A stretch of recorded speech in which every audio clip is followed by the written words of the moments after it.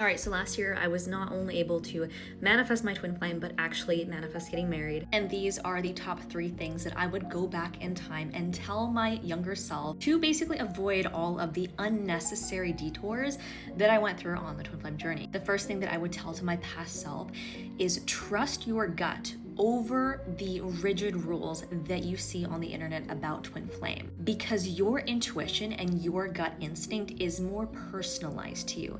The information that you see online about twin flames, especially the information that tells you you have to do X, Y, and Z to manifest union, otherwise you're repelling your twin flame. It's important to know that a lot of that information is really fear-based and based in the experiences of people who really feel like they couldn't be their authentic selves and still deserve love. And it's almost like a story and a limiting belief that then is passed on and spread to more people. All right, number 2 is that I would tell my past self to actually do the opposite of what you are told to do.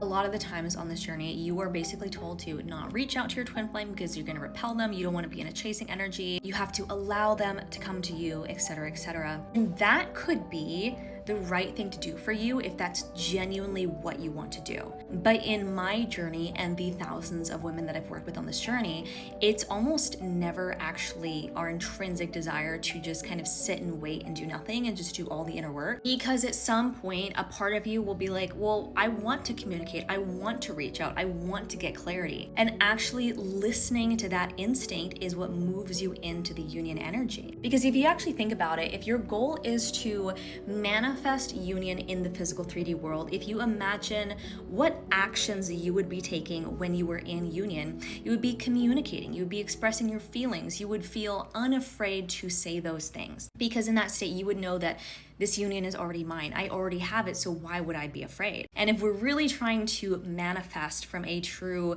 manifestation perspective, we have to be willing to embody the end state, which is union. And this does not mean that you have to chase, but simply, first of all, understanding what you want and then being able to communicate it is such a powerful thing, because you're not only just communicating to that person what you want and need and how you feel to give them clarity to then act in an appropriate way, but you're also setting that intention with the universe. You're expressing that energy outwards. You're being honest about what your desires are. And something that I've learned on this journey is that you really can't afford to pretend that you don't want love and connection. Because if you're on this journey, that is like your deepest desire. That is all that you truly want. And it is a desire that I really feel is sacred and should be honored. There is no shame in wanting union. In fact, you completely deserve it. And it's within your power to manifest it and call that in by embodying it yourself. All right, piece of advice number 3 that I would give to my past self if I was going back in time and wanting to manifest union, I would tell her, focus on learning how to receive love.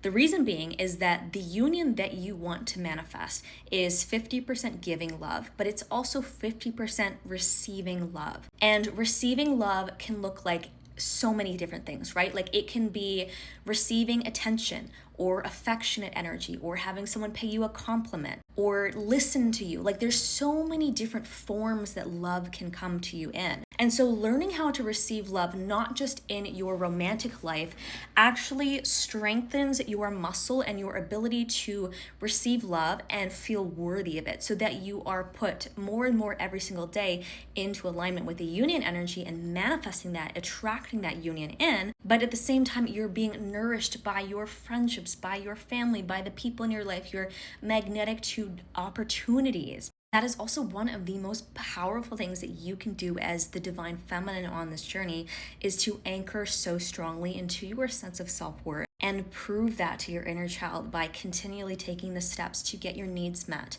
to have the things that you deserve, and to advocate for how you feel, because that is truly the embodiment of inner union. So I want to say, if you're a divine feminine and you really feel like you struggle to receive love, you're very good at giving love, but not so good at receiving love and feeling guilty for it, I actually just created a Become Magnetic to Love roadmap for divine feminines. It's currently inside of my school community at skool.com/union. I would love for you to use it. Let me know how it goes for you. And of course, follow for more.